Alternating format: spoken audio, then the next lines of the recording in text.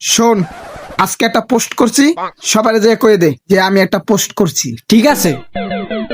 একটি সুখবর, ইভান ভাই একটি পোস্ট করছে, জাগো সামনে পাইবেন তারা হা দেবেন। Love react. ও তারা লাভ রিয়েক্ট দেবেন। একটি সুখবর, ইভান ভাই একটি পোস্ট করছে, সবাই পাইলে লাভ রিয়েক্ট দেবেন।